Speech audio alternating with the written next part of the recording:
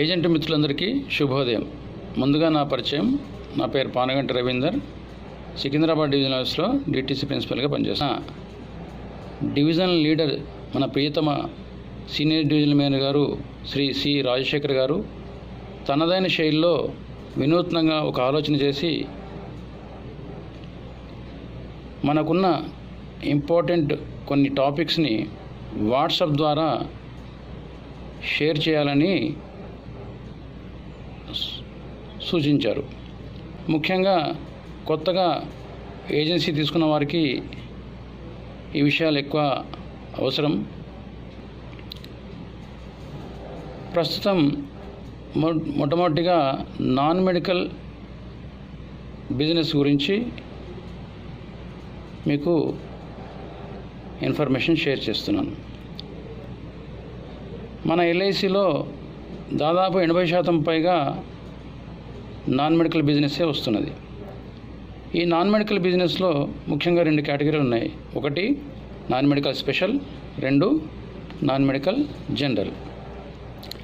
Non medical special అంటే ఉద్యోగస్తులు, ప్రభుత్వ రంగ సంస్థల్లో పనిచేస్తున్న ఉద్యోగస్తులు, both government and quasi government, అట్లాగే కేంద్ర రాష్ట్ర ప్రభుత్వ ఆధ్వర్యంలో పనిచేస్తున్న కార్పొరేషన్లు, public sector undertakings, government hospitals, government schools, అలాగే మోస్ట్ రిప్యూటెడ్ కంపెనీస్ అంటే బాగా పేరొందిన కంపెనీలు, ఇండస్ట్రియల్ అండర్టేకింగ్స్, అలాగే నేషనల్ అండ్ ఇంటర్నేషనల్ స్టాక్ ఎక్స్చేంజ్లో లిస్టింగ్ అయిన కంపెనీలు, మరియు ఎల్ఐసి పిఎన్జిఎస్ గ్రూప్స్ అమలు చేస్తున్న కంపెనీలు. ఈ అన్నిట్లో పనిచేస్తున్న ఉద్యోగులందరికీ ఈ నాన్ మెడికల్ స్పెషల్లో మనం ఇన్సూరెన్స్ ఇవ్వడానికి అర్హత ఉంటుంది.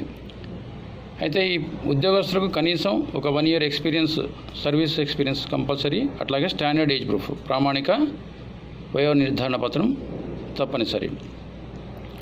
ఈ రిప్యూటెడ్ కంపెనీస్ గురించి చెప్పాలంటే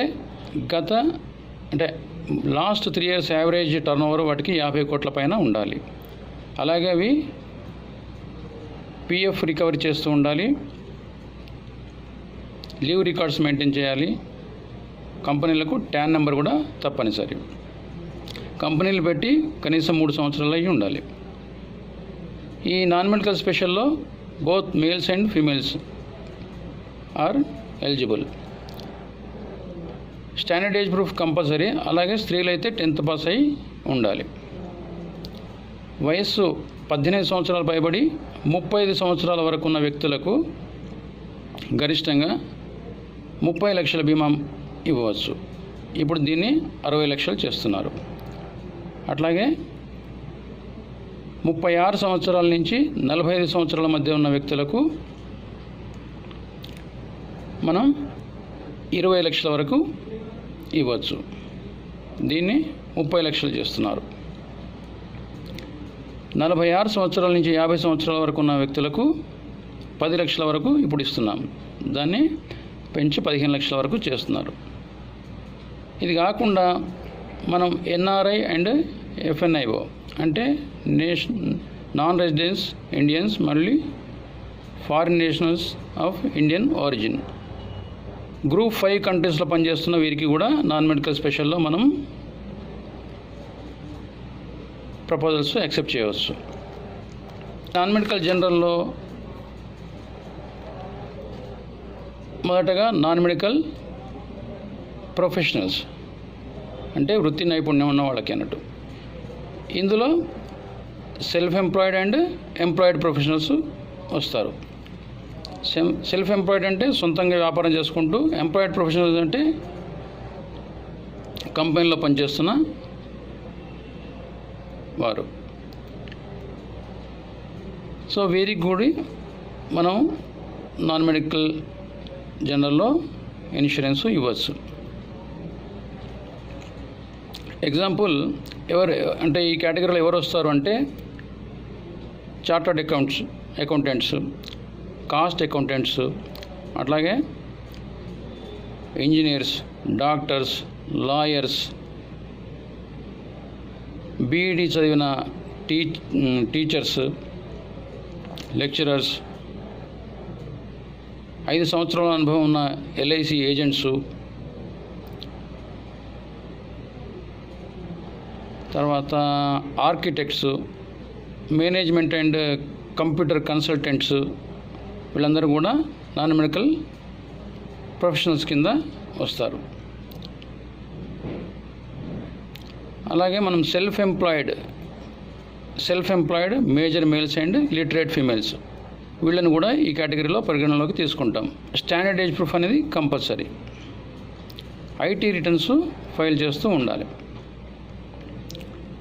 ఫర్ ఎగ్జాంపుల్ వీళ్ళకి ఎట్లా అంటే ఐటీ రిటర్న్స్లో వీళ్ళ ఇన్కము 10 లక్షల పైన ఉండాలి. లేటెస్ట్ ఫైనాన్షియల్ ఇయర్లో కనీసం 2.5 లక్షలు ఆదాయం కలిగి ఉండాలి. అప్పుడు వీరిని కూడా మనం నాన్ మెడికల్ ప్రొఫెషనల్ స్కీమ్ కింద కన్సిడర్ చేయవచ్చు.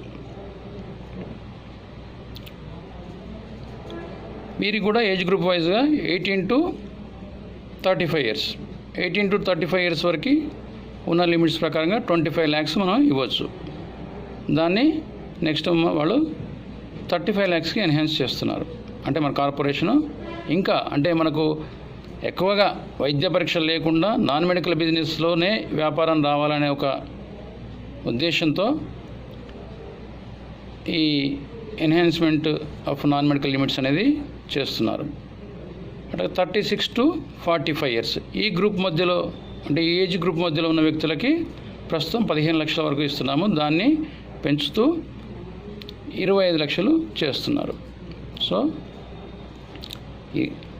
నెక్స్ట్ 46 to 50 ఇయర్స్, ఇది ప్రస్తుతం 8 లక్షలు ఉంది, దాన్ని 10 లక్షల వరకు పెంచుతున్నారు. ఈ నాన్ మెడికల్ బిజినెస్లో ఇంత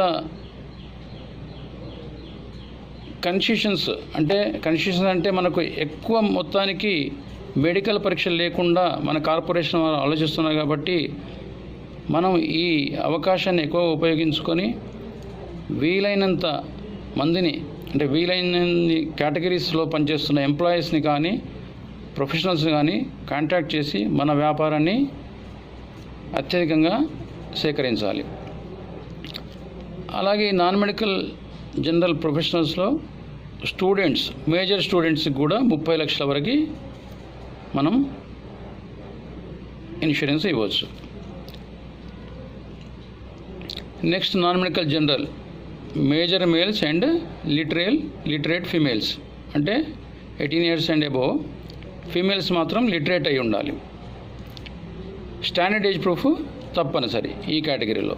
సో వీరికి non medical general self employed అంటే సొంత ఆదాయము ఉండాలి,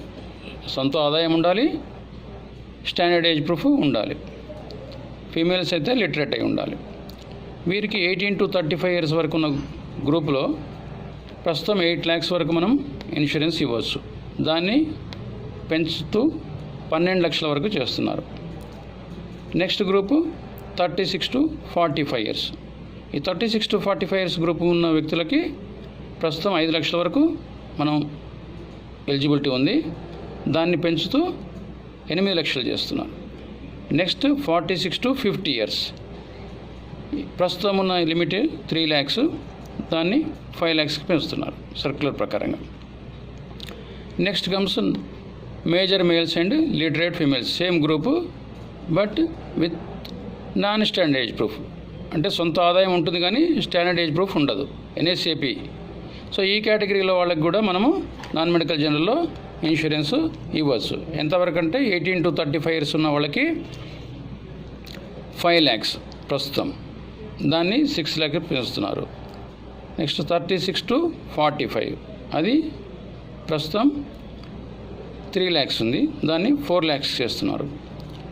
46 to 50 ఇయర్స్, అది ప్రస్తుతం 2 lakhs ఉంది, దానికి ఇంకొక 1 లక్ష పెంచుతూ 3 lakhs చేస్తున్నారు. సో ఈ కేటగిరీలో ఉన్న major males and literate females వీళ్ళకి మనము నాన్ మెడికల్ జనరల్లో ఈ విధంగా ప్రపోజల్స్ యాక్సెప్ట్ చేయొచ్చు.